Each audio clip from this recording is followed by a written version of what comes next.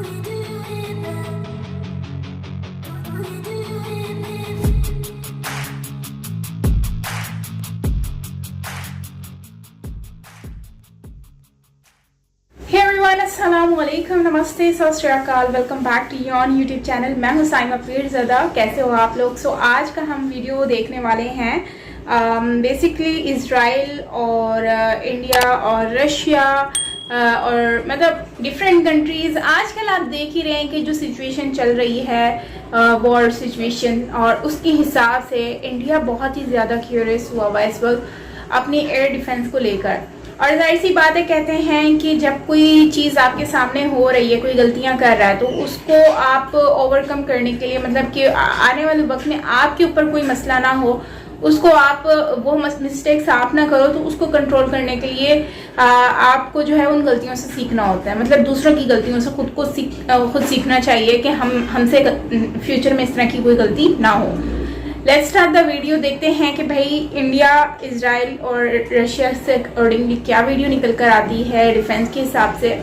So let's start the video. Video अच्छा लगे like कीजिएगा, शेयर कीजिएगा, एंड सब्सक्राइब नहीं किया तो सब्सक्राइब भी कीजिएगा। So let's start the video. Tank warfare में अपने आप को मजबूत बनाने के लिए भारत ने मदद मांगी है इजराइल से। साल 2020 में अर्मेनिया और अजरबैजान के बीच नागोर्नो कराबाख रीजन को लेकर जो युद्ध हुआ था, उसमें अजरबैजान ने अर्मेनिया की ग्राउंड फोर्सेस के खिलाफ कॉम्बैट ड्रोन्स का बहुत ही हेवीली इस्तेमाल किया था।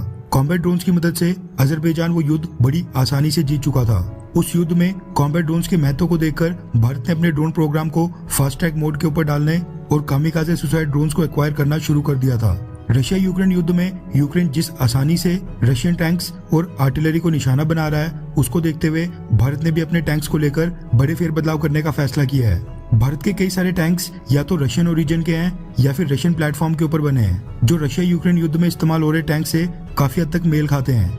ऐसे में यूक्रेन युद्ध से जिस तरह के विजुअल्स निकल कर आ रहे हैं, जिस तरह की फुटेज आ रही है, उसको देखते हुए भारत भी अपनी रणनीति में बड़े फेरबदलाव करने जा रहा है। अमेरिका, ब्रिटेन और कुछ वेस्टर्न देशों से मिली एंटी टैंक मिसाइल से यूक्रेन पलक झपकते बहुत ही आसानी से रशियन टैंक्स को नष्ट कर रहा है। इसके पीछे का कारण एक्सपर्ट्स बता रहे हैं कि यूक्रेन जो एंटी टैंक मिसाइल्स का इस्तेमाल कर रहा है, वो लेटेस्ट रिक्वायरमेंट्स के हिसाब से डिजाइन और डेवलप की गई हैं, जबकि युद्ध में इस्तेमाल होने वाले टैंक्स का डिजाइन अभी भी 30 से 40 साल पुराना है, जिनमें कई खामियां हैं। इसलिए भारतीय सेना ने डिसाइड किया है कि जो अगला फ्यूचरिस्टिक टैंक भारत में डेवलप किया जाना है, उसमें रशियन टैंक्स की सारी कमजोरियों को दुरुस्त किया जाएगा। इसके साथ ही द टाइम्स ऑफ इंडिया ने एक दिन पहले रिपोर्ट किया है कि भारतीय टैंक्स को अब बहुत ही एडवांस स्मोक ग्रेनेड से भी लैस किया जाएगा। ये स्मोक ग्रेनेड टैंक्स के एनिमी के साथ डायरेक्ट कन्फ्रंटेशन के दौरान फायर करने पर 40 सेकंड के लिए एक थिक लेयर ऑफ स्मोक यानी धुएं की मोटी परत बना देते हैं, जिसके पीछे छुपकर टैंक्स अपनी लोकेशन को बहुत ही आसानी से बदल सकते हैं।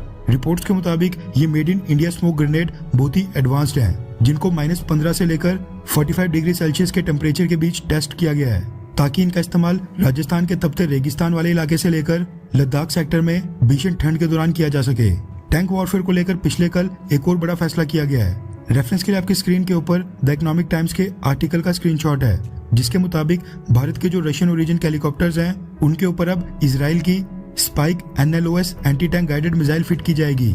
इजराइल की spike anti tank guided missile non line of site technology के ऊपर बेस्ड है, जो दुश्मन देश के टैंक्स, आर्टिलरी और हैवी आर्मर्ड व्हीकल्स को 30 किलोमीटर दूर से टारगेट करने में सक्षम है। यानी अगर भारत के अटैक और कॉम्बैट हेलीकॉप्टर्स भारतीय सीमा के अंदर भी होंगे, तो पाकिस्तान या चाइना के टैंक्स, आर्टिलरी और बाकी आर्मर्ड व्हीकल्स जो LOC या फिर LAC से 30 किलोमीटर पीछे भी होंगे, यानी अभी तक वो अगर बॉर्डर के ऊपर आए भी नहीं होंगे, हम तब भी उनको निशाना बना सकेंगे।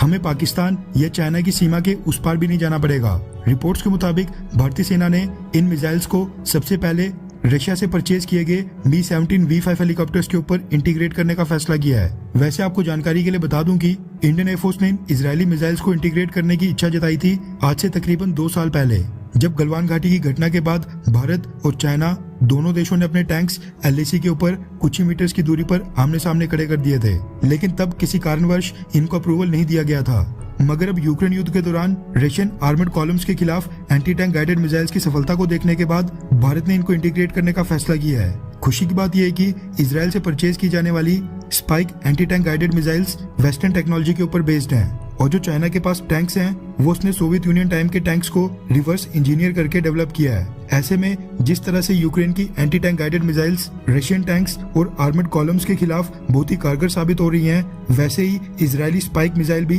भारत को चाइना के खिलाफ बहुत ही बड़ी बढ़त दिलाएगी। खैर, वैसे आपको क्या लगता है कि किसी भी युद्ध में क्या टैंक्स बड़ी भूमिका निभाते हैं? हमारा आज का वीडियो है और यहाँ पर लास्ट में इन्होंने बात की है, पूछा है सबसे सवाल कि भाई टैंक का रोल क्या अहम होता है किसी भी वॉर में। तो अगर हम देखें तो यार हर किसी का एक अपना ही ओपिनियन होता है। तो मेरा जो ओपिनियन है या फिर मैं जो आज सिचुएशन देख रही हूँ आज के दौर में, तो हम लोग यही देखते हैं कि भाई आजकल जो है ना टेक्नोलॉजी हो गई है एडवांस, और उसके हिसाब से अगर हम देखें तो बहुत सारी चीज़ें जो हैं वो चेंज होती हुई नज़र आ रही हैं। हर कंट्री अपने पास एक एडवांस टेक्नोलॉजी रखता है जिससे वो दुश्मन पर भारी पड़ सके। ठीक है, तो टैंक वाला जो सिस्टम है ठीक है, वो काफ़ी हेल्पफुल होते हैं, उससे काफ़ी हेल्प मिलती है। लेकिन अगर हम वैसे देखें ओवरऑल, क्योंकि जाहिर सी बात है आप एक पैसा लगा रहे हो, इन्वेस्टमेंट कर रहे हो किसी चीज़ में, वो आपको कितनी हद तक फ़ायदेमंद हो सकती है ये आज जानेंगे हम इस वीडियो में। तो बेसिकली मुझे लगता है कि टैंक जो है वो इतना ज़्यादा हेल्पफुल नहीं होता है as compare to air defence weapons जो हो गया उसके हिसाब से, या मिसाइल हो गए। क्योंकि टैंक जो होता है वो कोई भी इजीली ड्रोन शॉट से जो है वो टैंक को तबाह कर सकता है इजीली। तो अब ये है कि टैंक से ज़्यादा बेहतर तो फिर यही है कि एक मतलब एयर डिफेंस के ऊपर ज़्यादा फोकस किया जाए, मिसाइल के ऊपर, और एडवांस जैसे ब्रह्मोस के ऊपर वर्क किया जा रहा है, वो बहुत ही अच्छा ऑप्शन है। एमका के ऊपर काम किया जा रहा है, बहुत ही अच्छा है। इस तरह के जो भी एयर डिफेंस और मतलब ऐसी चीज़ें हैं जो कि दुश्मन इजीली उसको ना कर सके, आप मतलब नुकसान ना पहुंचा सके या अप्रोच ना कर सके, वो चीज़ ज़्यादा बेहतर रहती है एज़ कम्पेयर टू टैंक। क्योंकि टैंक एक ऐसा है कि जैसे चुंटी ज़मीन पे चल रही है और ऊपर से कोई भी आया और पाँव रख दिया। तो बाकी टैंक का जाहिर सी बात है गवर्नमेंट अगर कोई फैसला ले रही है तो बहुत सोच समझ के ले रही है। लेकिन जहाँ तक मुझे कंपैरिजन अगर करना पड़े एयर डिफेंस के बीच में दूसरी डिफेंस वेपन्स और इक्विपमेंट्स के बीच में साथ में इसके टैंक के, तो मुझे लगता है कि टैंक उनके आगे कुछ भी नहीं है, भले जितना भी एडवांस कर लिया जाए। क्योंकि ऊपर से कोई भी शॉट मतलब कुछ भी करेगा तो टैंक तबाह हो जाएगा। तो खैर आपका ये कहना है तो आप मुझसे शेयर कीजिएगा नीचे कमेंट सेक्शन में। बाकी टेक्नोलॉजी एडवांस है, सारी सी बात है, इसराइल के साथ इंडिया के अच्छी रिलेशन है, तो यकीनन इसराइल और इंडिया मिलकर अगर काम करेंगे तो बहुत ही फ़ायदेमंद होगा आने वाले वक्त में।